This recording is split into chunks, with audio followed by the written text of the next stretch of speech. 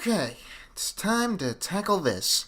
Unlike Amy, where there was measurably more love than hate for her character, overall Clara seems to have a lot of bile thrown at her by the harder core fanbase. Don't get me wrong, a lot of people like Clara, and the ratio is still probably skewed more positive overall in the grand scheme, but the people that do hate her do so with a fiery passion. Going by some people's reaction toward her, you'd think she shot the Doctor, burnt down the TARDIS, and intentionally unleashed the virus from the pyramid at the end of the world. And once again, if you dislike Clara outside of the reasons addressed in this video, none of this applies to you, so don't take it personally. Also, even if you still dislike Clara even after your problems with her have been addressed, that's also fine. This video isn't here to trick you into liking her. Once again, however, there's a lot of things people misunderstand or get wrong about the character, and I'm going to address those here.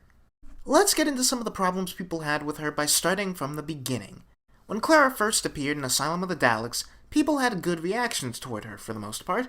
Same goes for the Snowman episode. People didn't start to dislike Clara until she came on the show in a more permanent capacity. The main reason for this is that many felt Clara lacked any character or consistency. This part I do agree with, at least as far as her first string of episodes. Clara just wasn't a really well-realized character in Series 7. She was a plot device and just there so the Doctor had someone to bounce off of. She was really broadly drawn and a lot of her reactions and interactions rang false. Hello? Hello! What happened to me? I was scared. Really scared. Didn't know where I was. Do you know now? Yes? Well then, you should go to sleep. Seriously gonna sit down there all night? Yeah, a man you thought looked so crazy you wouldn't let him into your house earlier in the day breaks in to save you from a robot and then tucks you into bed and is now sitting outside your house. Clara isn't remotely freaked out and just goes with it. This is not a human reaction. I get being grateful to the Doctor for saving her life, but her demeanor during this whole scene is just way too glib and understated for someone who's had the day she has. Clara is like this through most, if not all, of the episodes in this series, so I understand why people wouldn't like her at the beginning. That being said, what I can't get behind is people hating her because of the mystery tied to her. Yes, making a character into a plot device and not giving them any depth of personality is boring and lazy, but there's no reason the character can't have a mystery plot surrounding them, period. And in the conversation of Clara, I think some people hate the mystery box element of her character for being a mystery box, rather than asking how this mystery could be maintained while still giving Clara an identifiable character. River Song and to a lesser extent Amy Pond were also mysterious characters written by Moffat, but they had traits, motivations, and attitudes that were easily identifiable. We know Moffat can write characters who have plot devicey elements to them while still being characters. So we really need to stop dismissing a character just because they have a mystery attached to them. This leads to the next reason a lot of fans hate her. Clara jumped into the Doctor's time stream to stop the Great Intelligence from changing his timeline. People took this as Clara being retroactively posed as the one that really did everything good in the show, taking away from the Doctor's own agency and all of his previous adventures. Let's clear something up. Clara is not the one responsible for saving the day all of those times that we thought the Doctor did.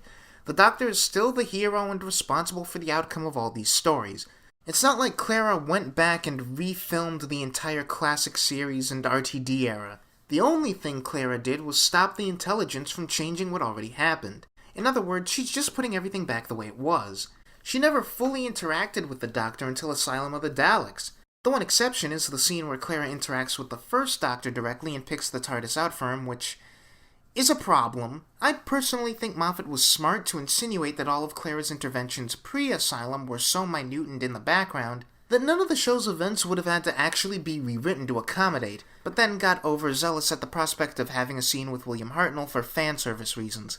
I can understand why people would be mad at the thought of a companion they didn't like actually being responsible for all the heroic things that happened on the show, but I think taking the episode on its intent renders that a needless worry. Series 8 is where the dislike for Clara really takes over, which is unfortunate because it's here that Clara actually starts to emerge as a complex and distinct character. In Deep Breath, we can tell right from the start that Moffat is trying to make Clara more nuanced and compelling. You can tell Clara feels and acts like a real person now. She has a soul. Unfortunately, to make Clara deeper, the episode starts her off from a shallow place. Despite having seen 11 age into an outright crone, Clara still holds the image of the Doctor as a young, attractive man, and is put off by 12's more aged look.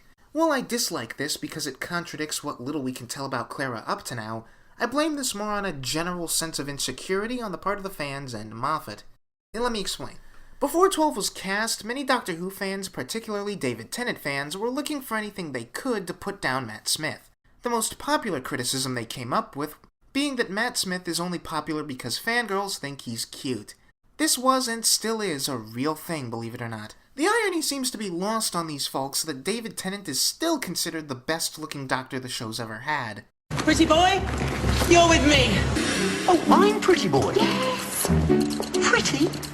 He's slim and a little bit foxy. Take a photo. It's a long time since I had a photo with a handsome man. Is that your hand, Minnie? Nice. Clara in Deep Breath is supposed to stand in for the shallower members of the viewer base who were only watching because they thought the Doctor was hot, with the episode dressing down the idea of the Doctor as a boyfriend to his companions. While I personally don't think that kind of fan criticism was worth centering part of the episode around, and it definitely doesn't help Clara's character, it's understandable that her character would be used in this fashion, and I think holding it against her is a little silly. Especially from a character perspective. Clara and the 11th Doctor were developing romantic feelings for each other. When 11 regenerated, all that went away, and anyone would be upset over that and need time to adjust. Rose went through the same thing, but not as bad, since Rose and the Doctor's relationship remained mostly the same. Clara had to completely reevaluate her relationship with the Doctor. This is another reason why I feel like the scolding Clara gets in the episode is unnecessary, but we've already been over that, and it has less to do with her and more to do with the fans. Now, as Series 8 kicks off in earnest, we move on to the elephant in the series, Danny Pink. A lot of criticism gets thrown at Clara for being quote-unquote abusive or a bad partner to Danny, their first date and listen being a go-to example. Yes, Clara says some pretty dumb stuff, but this whole date sequence comes down to human error on both her and Danny's parts. And the episode is definitely aware of Clara's flaws here, using them as a means of humanizing her. While uncomfortable to watch, both of them handled the whole thing badly, not just Clara. Another example people go to is Clara traveling with the Doctor in secret after telling Danny they were done in Mummy on the Orient Express. This is kinda dumb since Danny seems okay with her traveling with the Doctor, but I fail to see how this is treating Danny badly or abusively. It's definitely not healthy for a relationship, but Clara's reasons for keeping Danny and the Doctor in the dark about their arrangements are somewhat understandable, given the interactions that the two of them have with each other. And they compound the characterization that Deep Breath started to emphasize of Clara as someone who wants to control things. Last time the Doctor and Danny were together, they clearly didn't get along, and Danny was even warning her that the Doctor takes things too far, making it clear he didn't care for the man. So it made sense on some level that Clara was scared to tell Danny they hadn't exactly broken things off. Yes, keeping secrets is dumb and a CW-level cliché at this point, but I do understand why Clara did it. And it certainly wasn't being abusive like many fans imply. Once again, like I mentioned in my Amy video, I think the reason why many people see Clara as the bad one in the relationship between her and Danny is because, once again, Clara is a woman with a more dominating, controlling personality. And once again, people dislike seeing that in female characters. People's hatred of this makes even less sense since Danny is also somewhat of a dominating personality. Danny isn't like Rory. While Rory can certainly be brave and take command of a situation, that isn't his default state, unlike Danny, who is a school teacher and ex-military man, who as a result spends most of his screen time projecting authority or control, and is always upfront about wanting or exercising some power in his and Clara's relationship. Even in a relationship where both people are dominating, the male is still looked at as the sympathetic one, and the female is looked down upon as the abusive one, even when no abuse is taking place. The next reason people hate Clara is that they feel she does too much on the show and is responsible for way too much important lore. One example of this is Clara impacting the Doctor's philosophy in childhood by giving them the fear is a superpower speech at the end of Listen. As if we all just forgot how stable time loops work, and that she had to hear it from the Doctor before the Doctor heard it from her. The Doctor is, in a way, inspiring himself here. So while Clara has played an important part in the Doctor's life, she didn't actually change its direction so much as she did act as a conduit for his own future self. There's also the complaint I hear about Clara being overly useful or showing up the Doctor with displays of competence. No one had a problem with other companions proving they were useful, but anytime Clara does the same thing, people get mad about it. Sure, you get an episode like Flatline, where most of the story follows Clara and by extension has her being most active and impactful. There are hundreds of other episodes where the focus is exclusively on the Doctor, but if we get one that's not, then people get upset. People's response to this is to point out that the show is called Doctor Who, not Clara Who, but this is an incredibly simplistic way of looking at the series. Not many other shows work like this, and there's a reason for that. Sure, you have shows where most of the focus is on the main character, but other characters do exist outside of that, and no one gets mad about it there. Take Buffy, for example. The show is about the title character, but she doesn't get all the screen time, and not every story is all about her, or relies on her as the most active or competent agent. There's a variety of different characters with their own story and subplots going on. Sure, some directly relate to Buffy, but she never feels like she's the only one that matters. Having too much focus on just one protagonist runs the risk of getting old real fast. Don't get me wrong, the Doctor can certainly hold his own, in an episode with zero support from other characters, but the Doctor need not always be the sole focus of a story or even a series arc. Not every season needs to be about him in such a way that keeps companions in a secondary role, though that's almost always been the case up to now. This isn't a new concept for televised storytelling, and fans need to get over it, especially when the main character's story arc works better as a secondary rather than primary focus. Most of Series 8 is building up to the Doctor realizing that he's taking things too far, or that his self-perception is out of whack. The Doctor is starting to spiral, and Clara is the one that brings him back down to Earth. And let's just briefly mention that Clara actually succeeded in making the 12th Doctor a better person by pushing him and challenging him, which fans never give her credit for. But when you have a story where a character is starting to lose their way, it's best to have that in the background and watch it slowly unfold and have the main focus be on other characters. You can't have all the attention paid on the character that's losing their way, or it overloads the season with too much drama, and can even risk ruining the character. It has to be a slow burn. So it makes more sense to develop Clara's character while the Doctor's subplot is going on in the background. Another problem seems to be that the audience has become too accustomed to the companion being a fry. What I mean by that is that the companion only exists to ask questions, so the audience understands what's going on and only involved with the plot when it's convenient. You know, like how she was in Series 7, which you all hated.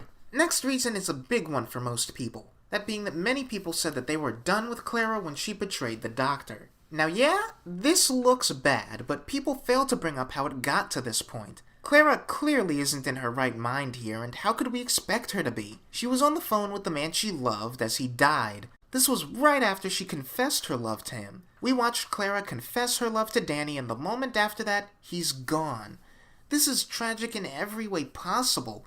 Clara thought her future was with this man, and all that was taken away in an instant. And what Clara does next is completely understandable.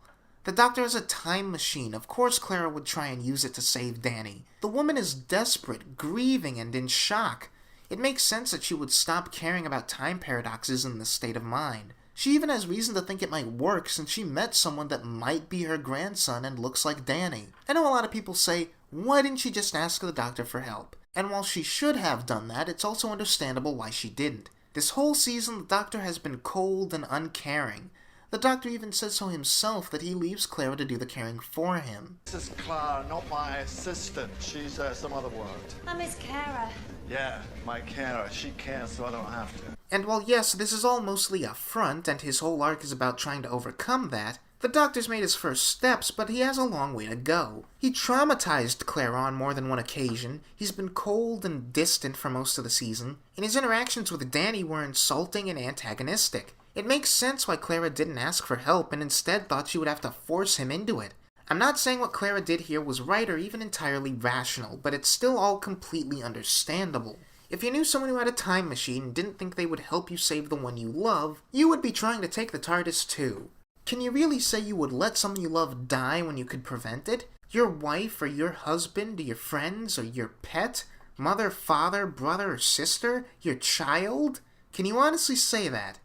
I don't think you can without lying, or you must be the most disconnected person on the planet. I hate using this turn of phrase, but what Clara did here was just human. And how can Clara be the absolute worst companion for trying to save someone she loved when Rose did the exact same thing with far less understandable circumstances? Rose manipulated the Doctor into taking her to save her dad, which lands less than Clara's attempt to save Danny, as Rose has no real connection with her dad. Don't get me wrong, he's still her father, and I understand wanting to save him, but Rose never suffered through the loss. Rose was just a baby at the time of Pete's death. and has no memories of him even existing. So while Pete is still her dad, she has no connection with the man outside of made-up stories her mom told her. Comparing the two, Clara just lost someone she loved and was kinda indirectly present for the death. And while in shock with her wounds still raw, thinking the doctor would never help her, she made a last-ditch attempt to save someone she loved. Rose, on the other hand, just straight up tricked him into saving someone she doesn't even know. And Rose wasn't in any bad state of mind or undergoing any duress or trauma at the time, but somehow, Clara is still considered worse by comparison in this situation. You don't have to be okay with what Clara did, but you can't say Clara is the worst for this reason alone, when another companion did the same thing and with far less empathizable circumstances. It's just completely unfair. Clara's last series almost avoided hate since Clara wasn't in the main spotlight for most of it, and her subplot was more of a background thing. Role reversal. But then came the finale and, ooh boy, complaining kicked up again in full gear. Many fans weren't just disappointed, they were downright angry, and many threatened to quit watching the show over her last episode. But to be fair, that was about more than Clara and the episode as a whole. But I could make a whole video about why everyone is specifically wrong about Hellbent, so I'm not gonna get into it here. But the main reason everyone hated Clara's exit was because she didn't die. Even though she did die. Let me rephrase that. They were mad because they thought she didn't die even though she did die. And fans were mad Clara didn't just take her cosmic punishment for trying to be like the Doctor and face the Raven. Oh boy, there's a lot to unpack here. First of all, Clara does die in Face the Raven. The Doctor temporarily stopped the moment where she died, but this has already happened and is part of history. Clara has to go back to the alley one day. She can never change that. The moment where Clara gets hit by the Raven still happens and already happened, and we sat there and watched it. It's like the Doctor's grave on Trenzalore. The Doctor will die someday, and it's already happened. The Clara we saw die might have been 1,000,000 years older mentally than we originally thought since she went on a bunch of adventures with me and stuff, but she still died in that alley. Fans need to understand this. Clara dies then and there, and her body is left rotting on the ground, and nothing the Doctor did in Hellbent changed any of that. And even fans that do understand what happened still are unhappy because I guess Clara getting to enjoy some more travels around the universe in the interim undercuts the inherent tragedy of her death. But I think fans that make this complaint are looking for tragedy in the wrong place, and by extension, missing the entire point of Clara's story arc that's been building since Series 8.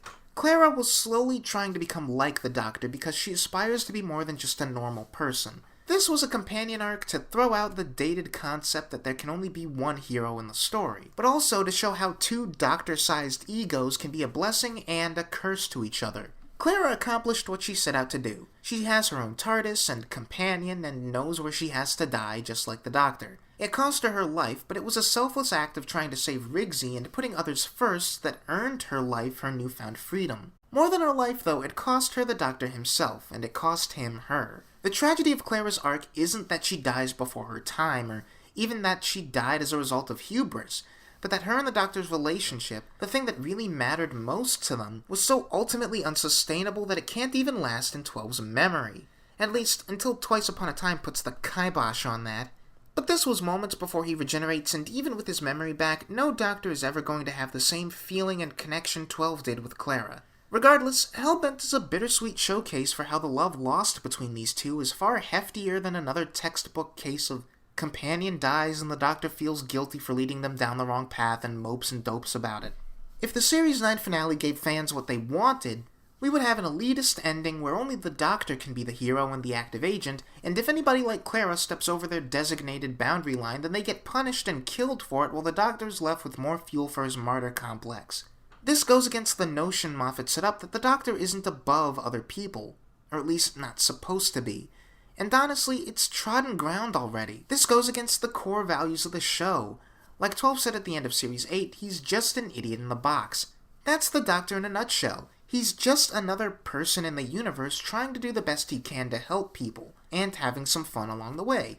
He's not a god you should never try to stand next to in fear of being burned. There's even a sexist angle to this if you want to read into that. The Doctor, a man at the time, is a hero, and Clara, a woman, should be punished for wanting to be like him. Yes, I know the Doctor is now a woman, but at the same time, the Doctor had always been played by men, and women always played the supporting role, so it's worth bringing up. I think looking at these two scenes pretty much sums it up.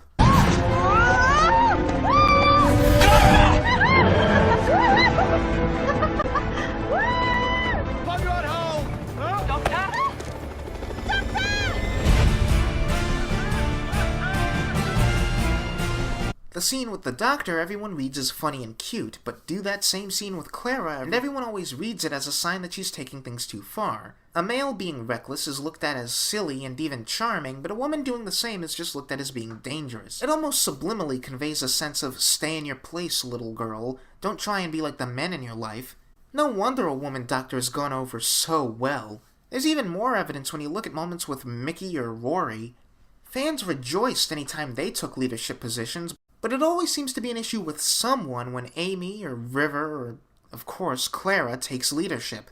And no, I'm not saying this is the reason everyone hates these characters or Clara's arc, but for some, I think this might be one of the underlying reasons why they wanted Clara to suffer so badly.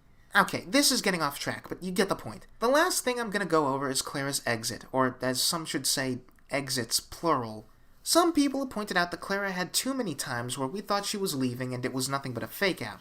While I understand how that can be frustrating, this wasn't the writer's fault. Jenna Coleman wanted to leave after the 8th season, but changed her mind and came back for the Christmas special. Then, after they already filmed it, Jenna changed her mind again and wanted to stay for one more series. They even had to reshoot the ending of Last Christmas to accommodate. While I didn't like the indecisiveness from a professional standpoint, Clara staying was for the best in the long run, since her story arc wasn't complete with Series 8. Also, one of the so-called fake-out deaths isn't even a fake-out. But once again, people still consider her dying in Face the Raven a fake-out, but as we've gone over many times, she did, in fact, actually die here. I'm sure there are some other reasons people will dig up to try and hate on the character, but I think I covered most of the popular ones. But I have to say, I'm still baffled at the hate and all the misunderstandings this character gets. Sure, there were moments where I disliked Clara, and I can understand her not clicking with some people. But there's such a toxic dislike of her a lot of the time, which I just don't get. Clara is a person, and like any person, she has her good and bad moments. At her core, she's a good person that makes mistakes along the way. She learns and grows. She has goals that sometimes fail, and has to pick up the pieces to start again on a different path. This is character development, something fans love to cry that doesn't exist in the Moffat era, even though there's little to no evidence of that. This is a person. On any other show, this would be considered a good thing. Characters having layers of good and bad with growth.